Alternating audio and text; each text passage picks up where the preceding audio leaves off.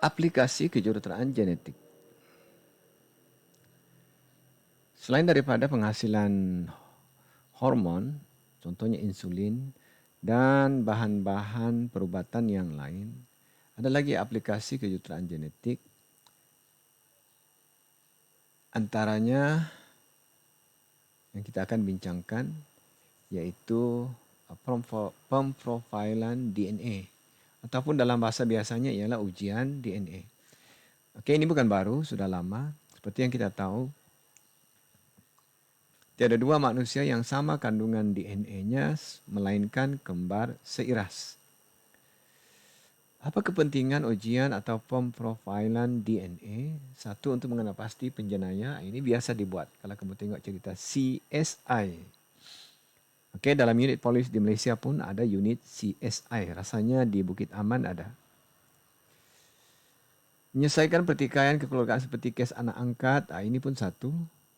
Ujian darah boleh digunakan untuk menunjukkan perwarisan, tetapi ujian darah tidaklah setepat ujian DNA. Okey, mengesan penyakit bawaan genetik. Okey, salah satu kegunaan teknologi kejuruteraan genetik ini dipanggil terapi gen, iaitu gen yang rosak, contoh gen yang menyebabkan penyakit leukemia, iaitu kerosakan pada sel sumsum tulang, boleh diganti dengan DNA yang sehat, yang baru, dengan cara kejuruteraan genetik. Okey, dalam kes ini pula untuk mengesan penyakit bawaan genetik. Contoh sindrom Down, hemofilia, anemia. Satu lagi menguji keserasian penerima dan penerima. Seperti yang kita tahu, badan kita ada sistem pertahanan badan yang terdiri daripada leukosit, sel darah putih, dan limfosit B. Limfosit B adalah sel yang bertanggungjawab memusnahkan sebarang antigen atau bahan asing yang masuk ke dalam badan. Jadi bila orang menerima organ itu dianggap asing. Kenapa? Kerana kandungan DNA-nya tidak serupa dengan penerima. Jadi melalui keserasian ini, ujian keserasian DNA, boleh digunakan untuk menentukan sama ada penerima itu layak menerima organ atau tidak. Okey, ini penggunaan teknologi DNA dalam menyelesaikan kes jenayah. Jadi, bila berlaku kes jenayah, contoh dalam kes ini pembunuhan, setelah maklumat diambil, bukti-bukti dan sebagainya, antara unit yang datang ke sini ialah unit forensik dan unit CSI. Unit CSI ini akan mengumpul bahan bukti, antaranya sampel darah, cap jari, kalau ada melibatkan bahan kimia, kalau benda itu melibatkan bom, jangan berujian bahan kimia yang dihasilkan oleh bom. Kalau bio ni banyak, antara selain daripada darah ialah rambut, folikel rambut yang ada isi itu. Kadang-kadang dia orang ekstrak DNA, ambil DNA daripada kuku mangsa. Kalau mangsa itu kemungkinan mangsa itu bergelut dengan pembunuh. Nah, inilah cerita CSI. Cerita CSI ini di dalam ini ada antaranya pakar DNA. Orang-orang bio, pakar DNA, pakar serangga. Selain daripada pakar kimia dan fizik. Okey, bagaimana dilakukan? Jadi langkah pertama ialah sampel bahan bukti diambil dari tempat kejadian. Inilah rambut. Rambut itu berserta folikel atau isi rambut. And then DNA itu diekstrak, dikeluarkan daripada sampel. Setelah dikeluarkan, DNA akan dipotong menggunakan enzim pembatasan, restriction enzim, sama dengan teknologi kejuruteraan genetik. Okey, setelah itu barulah dilakukan proses berikutnya, iaitu menanda segmen DNA, fragment atau potongan DNA, dan melakukan teknik yang dipanggil sebagai teknik elektroforesis.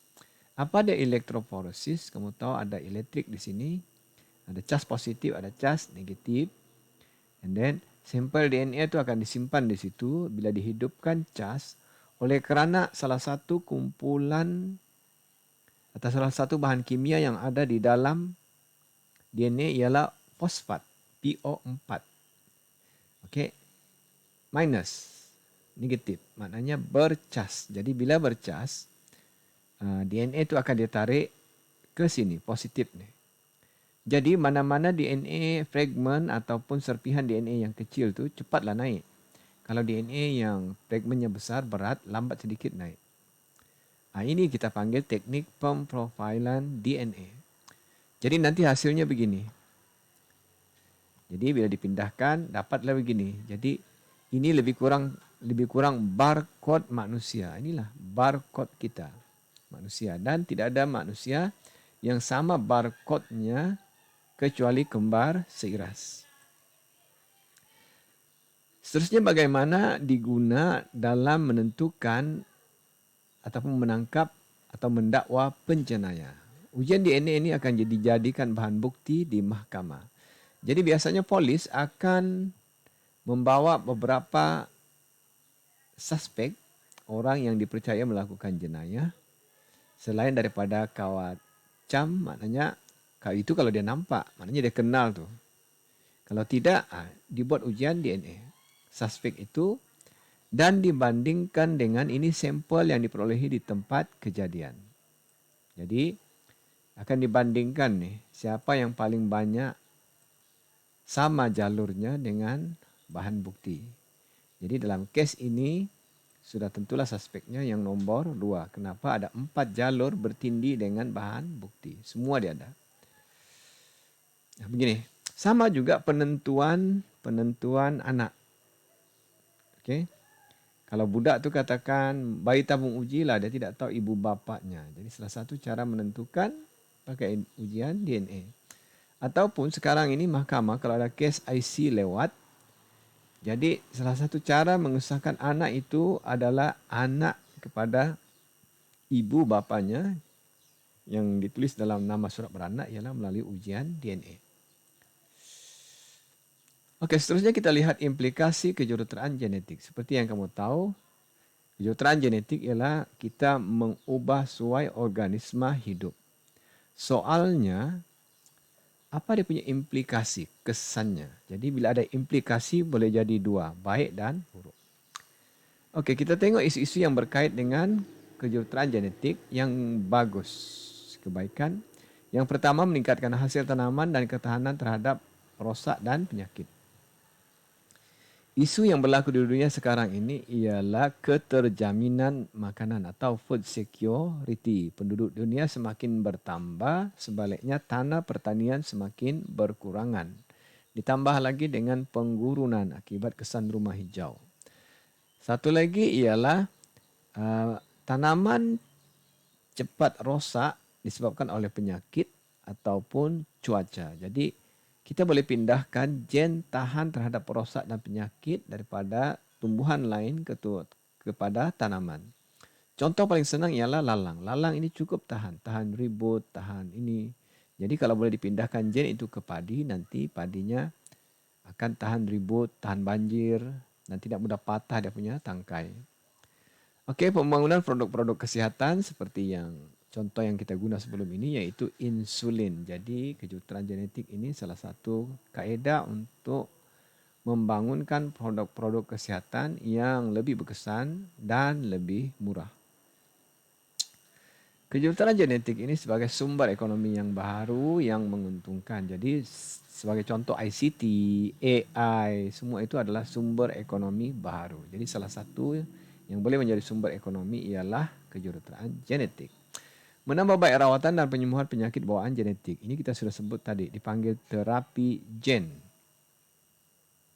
Virus atau virus biasanya yang membawa gen sehat disuntik ke dalam tisu yang rosak. Jadi nanti diganti DNA itu yang rosak dengan yang baru. Okey, pengeluaran biofuel ataupun bahan bakar biologi dan industri bioteknologi yang lain. Keburukannya yang pertama ialah kebimbangan tentang etika mengenai pengubahsuaian organisma. Soalnya, adakah beretika untuk kita menukang ataupun mengubah-ubah ciptaan Tuhan? Itu persoalan asas. Etika. Yang kedua, kita tidak tahu lagi kesan jangka panjang. Apakah akibat daripada teknologi ini? Kita tahu organisme itu sudah diubah suai, kan? Makanan tuh. Sama ada mungkin dia akan memudaratkan manusia, manalah tahu akan datang boleh menyebabkan bara, ataupun kalau haiwan yang kita sudah ubah suai itu berkacuk dengan haiwan liar. Kita tidak tahu apa hasilnya. Okey, risiko mencipta bahan elegen seperti yang kita tahu, DNA yang kita pindahkan itu adalah kod tindak balas kimia, enzim dan sebagainya di dalam. Jadi maknanya DNA juga akan membawa bahan kimia baru. Ditakuti akan menyebabkan penghasilan bahan kimia baru ataupun bahan-bahan yang menyebabkan alahan, elegen dan juga beracun.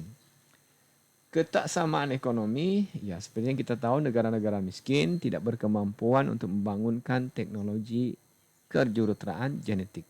Jadi kemungkinan balik juga macam biasa, akhirnya teknologi itu dikuasai oleh negara-negara maju, negara-negara kaya dengan negara-negara yang berkuasa. Satu lagi yang kita takut ialah